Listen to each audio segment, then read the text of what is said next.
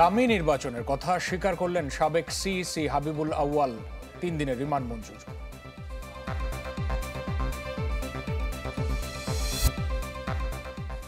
গণমাধ্যমের উপর তীব্র ক্ষোভ ঝাড়লেন আইন উপদেষ্টা। মবকে প্রেসার গ্রুপ বলছেন প্রেস সচিব। চীন পাকিস্তানের সাথে কোনো জোট গঠন করছে না ঢাকা। ভারতের সাথে সম্পর্ক পুনর্বিন্যাসের চেষ্টা। ইউরোপীয় ইউনিয়ন রাষ্ট্রদূতের সাথে বিএনপির বৈঠক। ফেব্রুয়ারিতে নির্বাচনের খবরে পশ্চিমাদের স্বস্তি।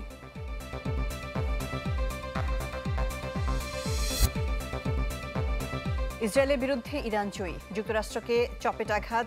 যুদ্ধবিরতির পর ভিডিও বার্তায় বললেন খামেনি। এবার জিজ্ঞাসাবাদের মুখোমুখি হচ্ছেন সাবেক প্রধান নির্বাচন কমিশনার কাজী হাবিবুল আউয়াল।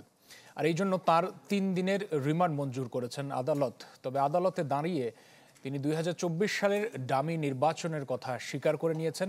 বলেছেন যে দলীয় সরকারের অধীনে কখনো সুষ্ঠু ভোট হয় না। আওয়ামী লীগ শাসন আমলে রাতের ভোটের পর বিতর্কিত যে ডামি নির্বাচন, সে সময় প্রধান নির্বাচন কমিশনার ছিলেন কাজী হাবিবুল আউয়াল। তার বিরুদ্ধে অভিযোগ, আওয়ামী লীগকে ক্ষমতায় রাখতে ধ্বংস করেছে নির্বাচন ব্যবস্থা। গুরুত্ব দেননি অন্য কোনো রাজনৈতিক দলগুলোকে। যে নির্বাচনে নিজ প্রার্থীর সাথে ভোট করেছে আওয়ামী লীগ। বিএনপির করা মামলায় ঢাকার চিফ মেট্রোপলিটন ম্যাজিস্ট্রেট আদালতে হাজির করা হয় হাবিবুল আউয়ালকে।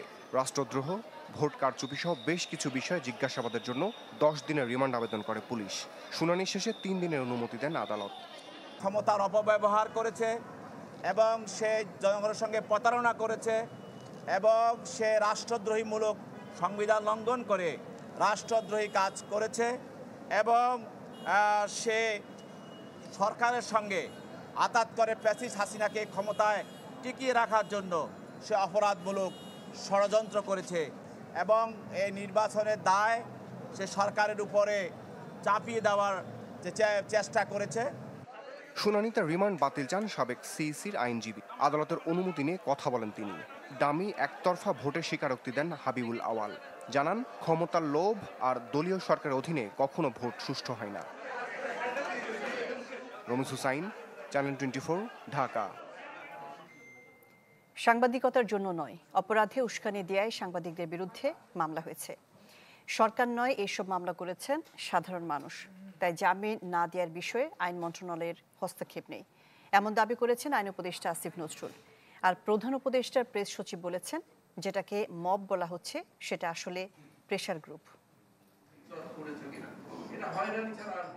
গণমাধ্যমে কাঠামোগত সংস্কারের লক্ষ্যে 2টি অধ্যাদেশের খসড়া নিয়ে রাজধানীর সিরডাপ মিলনায়তনে সেন্টার ফর গভর্নেন্স স্টাডিজের এই সংলাপ। এতে অংশ নেন সাংবাদিক, রাজনৈতিক দলের নেতাসহ নাগরিক সমাজের প্রতিনিধিরা। আলোচনায় উঠে আসে অন্তর্বর্তী সরকারের 10 মাসে গণমাধ্যমের স্বাধীনতা সহ সাংবাদিকদের বিরুদ্ধে মামলা এবং গ্রেপ্তার প্রসঙ্গ। সাংবাদিকদের যারা অন্যায় মামলা দিয়ে, এবং সবাই খুনি, আমরা অবশ্যই যারা অন্যায় করেছে তার বিচার চাই, কিন্তু এর অর্থ না সামাজিক বিচারের আগে কাউকে অপদস্থ করা। গত 10 মাসে আমরা একটা গণঅভ্যুত্থান উত্তর বাংলাদেশে যতটুকু করতে পারতাম, দায়িত্বপ্রাপ্ত যারা আছেন সেক্ষেত্রে আমরা কি ভূমিকা পালন করলাম। এর উত্তরে প্রধান উপদেষ্টার প্রেস সচিব দাবি করেন, বর্তমানে বাংলাদেশের মতো গণমাধ্যমের স্বাধীনতা উন্নত বিশ্বেও নেই। তবে সরকার অপতথ্যের বিরুদ্ধে সোচ্চার। এছাড়া মবকে তিনি প্রেসার গ্রুপ হিসেবে উল্লেখ করেন। আমি ওইটাকে মব বলছি না, আমি বলছি এটাকে প্রেসার গ্রুপ। সে তৈরি হচ্ছে সেই আগের এই যে জার্নালিজমের ফেলিউরের কারণে। সে কেন তৈরি হওয়ার গ্রাউন্ড তৈরি হচ্ছে? কেন সে তো এফেক্টেড হয়েছে। সে তো সারা 15 বছরে তারে আপনার কোনো মিনিমাম সিভিল লিবার্টিজ আপনি রাখেন নাই। আইন উপদেষ্টা জানান, বেশিরভাগ গণমাধ্যমেরই নেই কোনো কোড অফ কন্ডাক্ট। প্রধান উপদেষ্টা সহ উপদেষ্টাদের বিরুদ্ধে প্রতিনিয়ত বিভিন্ন মাধ্যমে মিথ্যাচার করা হচ্ছে। তার দাবি, সাংবাদিকতার জন্য নয়, অপরাধে উস্কানি দেয়ায় সাংবাদিকদের বিরুদ্ধে মামলা করেছে সাধারণ মানুষ। ওনাদের বিরুদ্ধে যে মামলাটা হয়েছে এটা সাংবাদিকতা করার জন্য মামলাটা হয় নাই। ওনাদের বিরুদ্ধে ইনসাইটমেন্ট টু ক্রাইম বা আপনার এই অ্যাবেটমেন্টের জন্য মামলাটা হয়েছে। এক শ্রেণীর মানুষ যদি মামলা করার মধ্যে ব্যবসা করার প্রবণতা খুঁজে পায়, এক শ্রেণীর আইনজীবী, এক শ্রেণীর রাজনীতিবিদ যদি এটার সাথে সামিল হয়, বাংলাদেশে কোনো পৃথিবীতে কোনো আইন নাই যে আপনি যা বলবেন আপনি মামলা করতে পারবেন না। সাংবাদিকরা আপনারা তো বহু আগে, শেখ হাসিনা আসারও আগে 2 ভাগ হয়ে বসে আছেন। আপনারা প্রত্যেকটা জায়গায় 2টা করে কমিটি, প্রত্যেকের বিরুদ্ধে যুদ্ধ করেন, নিজেরাই যুদ্ধ করেন, তাহলে আপনি স্বাধীন হবে কিভাবে? সাংবাদিকদের জামিন দেয়া বা না দেওয়ার বিষয়ে আইন মন্ত্রণালয় কখনোই হস্তক্ষেপ করেনি বলেও দাবি করেন আইন উপদেষ্টা। কোনো রকম হস্তক্ষেপ করি না। আপনাকে আশিকুন প্রিন্স, চ্যানেল 24, ঢাকা। চীন পাকিস্তানের সঙ্গে বাংলাদেশ নতুন কোনো জোটে যুক্ত হচ্ছে না। আজ বিকেলে মন্ত্রণালয় সাংবাদিকদের একথা জানিয়েছেন পররাষ্ট্র উপদেষ্টা তৌহিদ হোসেন। তিনি বলেছেন যে 3 দেশের একসাথে কাজের আলোচনা তৃতীয় কোনো দেশকে টার্গেট করে করা হয়নি, তবে এই নিয়ে আলোচনা চলছিল আগে থেকেই। ভিন্ন এক প্রশ্নের জবাবে উপদেষ্টা জানিয়েছেন যে ভারতের সাথে সম্পর্ক পুনর্বিন্যাসের চেষ্টা চলছে।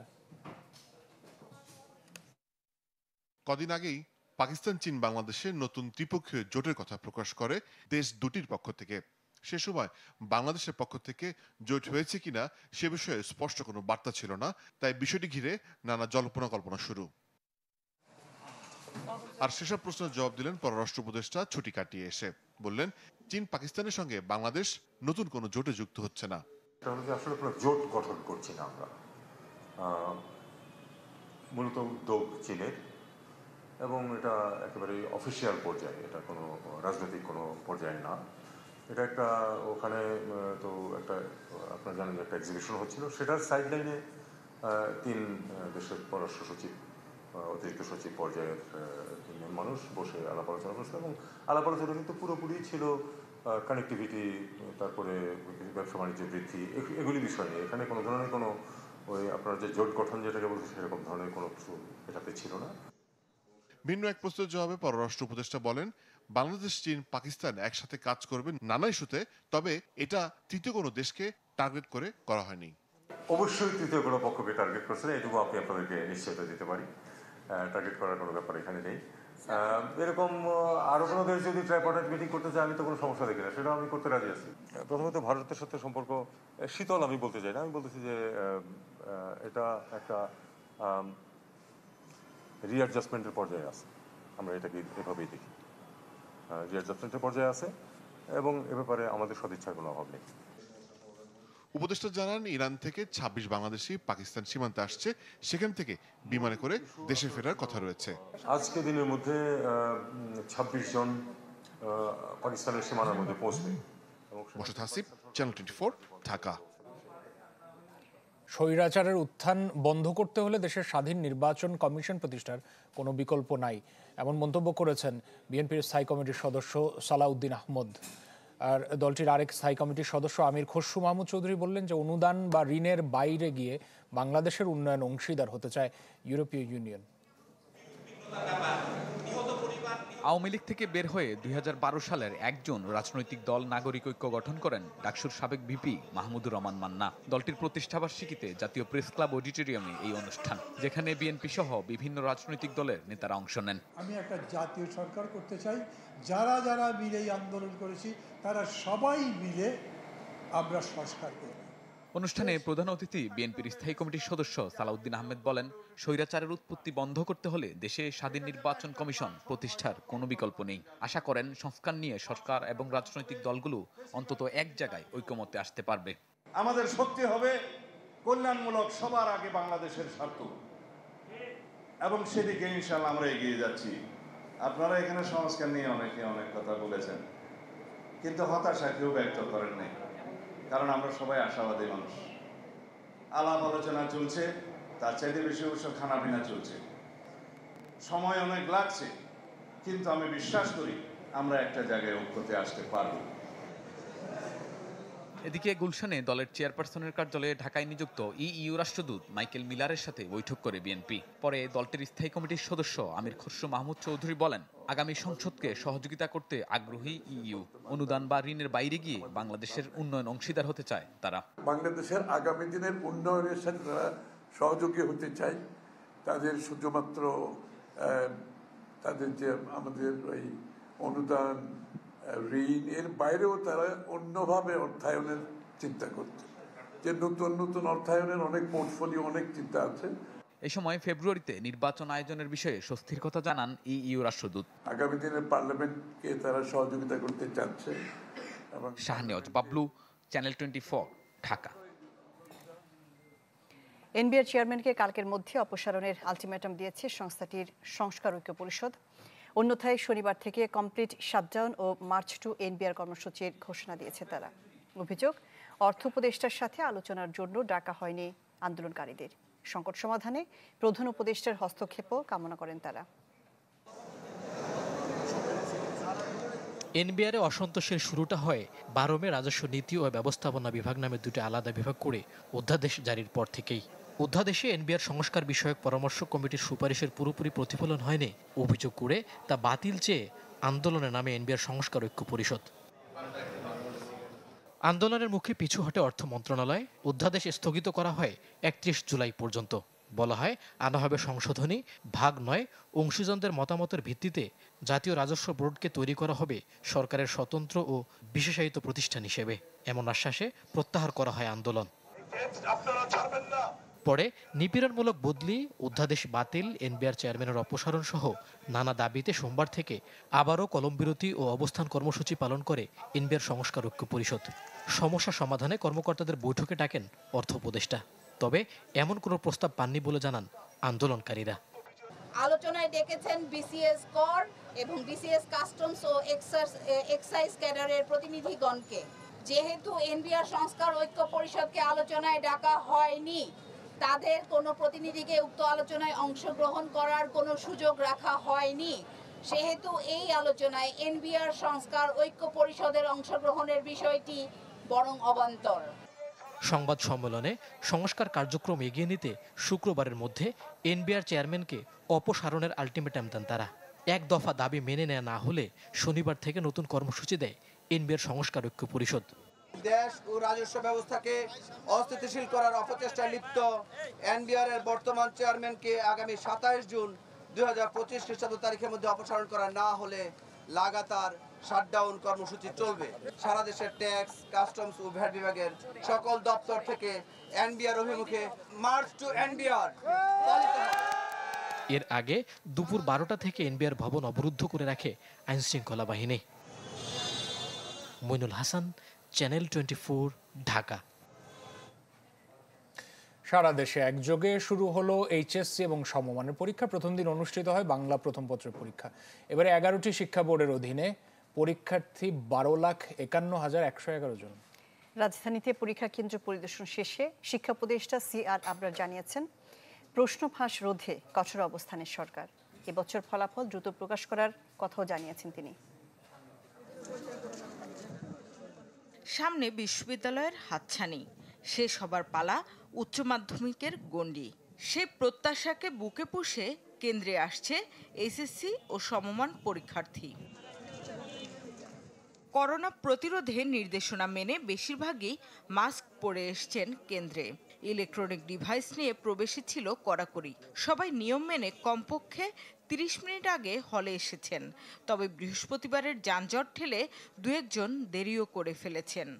অতীতের যে আমাদের যে সমস্ত অভিজ্ঞতা ছিল, প্রশ্নপত্র ফাঁস থেকে শুরু করে অন্যান্য সমস্যাদি ছিল, সেগুলো থেকে আমরা শিক্ষা লাভ করে যেভাবে এসএসসিটা করেছি, এইচএসসিটাও আমরা সেভাবে অর্গানাইজ করতে চেষ্টা করছি। এবার 11টি বোর্ড মিলে পরীক্ষার্থী সংখ্যা 12,51,000-এর কিছু বেশি। গত কয়েক বছরের মতোই ছাত্রের তুলনায় ছিল ছাত্রী সংখ্যা বেশি। প্রথম দিনের পরীক্ষা সকাল 10টায় শুরু হয়ে চলে দুপুর 1টা পর্যন্ত। প্রশ্নটা অনেক সহজ ছিল, সে কারণে পরীক্ষা অনেক ভালো হয়েছে। এবার নতুন আমাদের এই কেন্দ্রে পড়ছে, তো মোটামুটি ভালোই পেয়েছি আমরা। প্রিপারেশন খুবই ভালো ছিল আমার। এমসিকিউটা একটু হার্ড হয়েছে, বাট সিকিউটা খুব ইজি ছিল। এমসিকিউর ক্ষেত্রে দেখা যায় শতভাগ কমন পড়েনি, কিন্তু বেশিরভাগই কমনের ভিতরে এসেছে। গত বছরের তুলনায় এবার পরীক্ষার্থীর সংখ্যা কমেছে প্রায় 82,000। শিক্ষা মন্ত্রণালয় বলছে পরীক্ষার্থীদের এই ঝরে পড়ার হার যাতে কমিয়ে আনা যায় সেই উদ্যোগ নেওয়া হবে। শামিমা সুলতানা, চ্যানেল 24, ঢাকা। আপনারা দেখছেন সন্ধ্যা 7টার খবর। একটা বিরতি নেব, একটু পরে সঙ্গেই থাকুন। সন্ধ্যা 7টার খবর। চ্যানেল 24 এর পর্দায় রয়েছেন। দুদকের বিরুদ্ধে এনসিপি নেতা হাসনাত আব্দুল্লাহ ঘুষ দাবি যে অভিযোগ তুলেছেন সেই বিষয়ে অনুসন্ধান শুরু হয়েছে বলে জানিয়েছেন মহাপরিচালক আক্তার হোসেন। বলেন, এনসিপি নেত্রী প্রতারক চক্রের ফাঁদে পড়েছেন। প্রকৃত ঘটনা উন্মোচিত হলে ভুল বুঝতে পারবেন হাসনাত আব্দুল্লাহ। এদিকে 29তম বিসিএসে প্রভাব খাটিয়ে চাকরি পাওয়া 21 জনের বিরুদ্ধেও অনুসন্ধান শুরু করেছে সংস্থাটি। কথা, চা মিষ্টিতে তো আসলে 1 লাখ টাকা হয় না। আমাকে যদি অল্পের মধ্যে দিতেন তাহলে আমি এখনই লোক পাঠিয়ে দিতাম। স্বাধীন বাংলাদেশে দুদকের চা খাওয়ার বিল 1 লাখ টাকা। সম্প্রতি এনসিপির দক্ষিণ অঞ্চলের মুখ্য সংগঠক হাসনাত আব্দুল্লাহর এমন একটি অভিযোগ ঘুরপাক খাচ্ছে সামাজিক মাধ্যমে। সেখানে বলা হয়, এনসিপি নেত্রী ডাক্তার মাহমুদা মিতুর কাছ থেকে দুর্নীতির অভিযোগ থেকে অব্যাহতির জন্য মোবাইলে অর্থ দাবি করেন দুদকের ডিজি পরিচয়ে। এ বিষয়ে সংবাদ সম্মেলনে মহাপরিচালক জানান, এনসিপি নেত্রী মাহমুদা মিতু প্রতারক চক্রের ফাঁদে পড়েছেন। একই নম্বরের মাধ্যমে অর্থ দাবির ঘটনায় 4 জিডিও করা হয়েছে। এ ঘটনা অনুসন্ধানে দুদকের কারো সংশ্লিষ্টতা মিললে নেওয়া হবে কঠোর ব্যবস্থা। জনাব হাসনাত আব্দুল্লাহ গণমাধ্যমে বা ওনার সোশ্যাল মাধ্যমে ব্যবহার করে তুলে এনেছেন যে বিষয়টি, এই বিষয়ের উপরে আমরা অনুসন্ধানও করছি। অনুসন্ধানের সিদ্ধান্ত গৃহীত হয়েছে এবং সেটা আমরা অনুসন্ধানে আরও অনেক বিষয় এখানে আসবে। এদিকে 29তম বিসিএসে ফল প্রকাশের 13 মাস পর নন ক্যাডারের সুপারিশপ্রাপ্ত 21 জনকে ক্ষমতার প্রভাব খাটিয়ে ক্যাডার হিসেবে বিভিন্ন দপ্তরে পদায়ন করা হয়। এমন অভিযোগের ভিত্তিতে অনুসন্ধানের সিদ্ধান্ত নিয়েছে সংস্থাটি। দুর্নীতি ও ক্ষমতার অপব্যবহারপূর্বক 29তম বিসিএস পরীক্ষার চূড়ান্ত ফলাফল প্রকাশ এবং গ্যাজেট বিজ্ঞপ্তির প্রায় 13 মাস পর নিয়ম বহির্ভূতভাবে নন ক্যাডার সুপারিশপ্রাপ্ত প্রার্থীদেরকে বিভিন্ন পদে ক্যাডার পদের সুপারিশ এবং নিয়োগের অভিযোগে অনুসন্ধানের সিদ্ধান্ত গৃহীত হয়েছে। এদিকে ঋণের প্রায় 50 কোটি টাকা আত্মসাতের অভিযোগে এনআরবি গ্লোবাল ব্যাংকের সাবেক এমডি পিকে হালদার সহ 25 জনের বিরুদ্ধে আলাদা 2টি মামলা করেছে দুদক। পিকে হালদারের বিরুদ্ধে রুজুকৃত অনেক মামলা ইতিমধ্যে বিজ্ঞ আদালতে বিচারাধীন রয়েছে। মাহবুবুর রহমান, চ্যানেল 24, ঢাকা। অন্তর্বর্তী সরকার মাদকের বিরুদ্ধে জিরো টলারেন্স নীতি নিয়েছে বলে জানিয়েছেন স্বরাষ্ট্র উপদেষ্টা জাহাঙ্গীর আলম চৌধুরী। রাজধানীর ওসমানী স্মৃতি মিলনায়তনে মাদকদ্রব্যের অপব্যবহার ও অবৈধ পাচার বিরোধী আন্তর্জাতিক দিবসের আলোচনা সভায় এই কথা জানিয়েছেন তিনি। বলেন, মাদকদ্রব্যের বিরুদ্ধে কঠোর অভিযান অব্যাহত থাকবে। জানিয়েছেন, শুধু আইনশৃঙ্খলা বাহিনীর মাধ্যমে মাদক নির্মূল সম্ভব নয়, এগিয়ে আসতে হবে সমাজের সবাইকে। মাদকের কারণে দেশের অর্থনীতি মারাত্মকভাবে ক্ষতিগ্রস্ত হচ্ছে বলেও মন্তব্য করেছেন তিনি। মাদকাসক্তদের জন্য বিভাগীয় পর্যায়ে পৃথক কারাগারের নির্মাণের পরিকল্পনাও এই সরকারের রয়েছে। এই সমস্যার সমাধানে সরকারের পাশাপাশি বেসরকারি সংগঠন, শিক্ষক, ধর্মীয় নেতৃবৃন্দ, পিতামাতা, সুশীল সমাজ, অভিভাবক সহ সকল শ্রেণী পেশার মানুষকে এগিয়ে আসার জন্য আমি বিশেষভাবে অনুরোধ জানাচ্ছি। সবুজায়ন বাড়াতে বৃক্ষরোপণ কর্মসূচি শুরু করেছে ঢাকা উত্তর সিটি কর্পোরেশন। পূর্বাচলে এর উদ্বোধন করেন পরিবেশ উপদেষ্টা সৈয়দা রেজওয়ানা হাসান। তিনি জানিয়েছেন যে কোনো শহরে 20 ভাগ গাছপালা থাকলে তাকে বসবাসের জন্য আদর্শ শহর বলা হয়, কিন্তু ঢাকা উত্তর সিটিতে রয়েছে 10.5%, দক্ষিণ সিটিতে এই হার 10.8। অনুষ্ঠানে বক্তারা জানিয়েছেন, ঢাকাকে বসবাসযোগ্য করতেই নেওয়া হয়েছে গাছ লাগানোর উদ্যোগ। জ্বালানি সংকটের সমাধান না হলে বছর খানেকের মধ্যে অর্ধেক ব্যবসায়ী ঋণ খেলাপিতে পরিণত হবেন। সিপিডি আয়োজিত সেমিনারে এই কথা বলেন উদ্যোক্তারা। এমন অবস্থায় অধিকার আদায়ে রাস্তায় নামার পরামর্শ দিলেন ক্যাব উপদেষ্টা শামসুল আলম। তিনি বলেছেন, অন্তর্বর্তী সরকারও অনুসন্ধানের বদলে আমদানিতে মনোযোগী। প্রতি বছর বাজেটে বিপুল বরাদ্দ থাকলেও দীর্ঘদিন ধরে গ্যাস সংকটে ভুগছে উৎপাদনশীল কারখানাগুলো। তারই যৌক্তিক সমাধান খুঁজতে আয়োজন করে সিপিডি। বাজেট খুব বেশি একটা আমাদেরকে আশার আলো দেখাতে পারেনি। জ্বালানি অনুসন্ধানে বরাদ্দের সমালোচনা করে সংস্থাটি জানায়, সক্ষমতা বাড়ানোর বদলে আমদানির দিকে হাঁটছে অন্তর্বর্তী সরকার, যা ঝুঁকি বাড়াবে ভবিষ্যতে। অনেক ধরনের চ্যালেঞ্জ রয়েছে, সেগুলো আসলে সকলের সাথে শেয়ার করার মতো না, কিন্তু নীরবে ইন্ডাস্ট্রিকে ধুঁকতে হচ্ছে। আমরা মোর আসলে রিনিউয়েবলস, মোর আসলে সাস্টেইনেবিলিটির পয়েন্ট থেকে যেটুকু এনার্জি দরকার সেটা, এবং অল্টারনেট অন্যান্য যে সমস্ত অপশনগুলো আছে সেগুলোকে প্রমোট করার পক্ষে।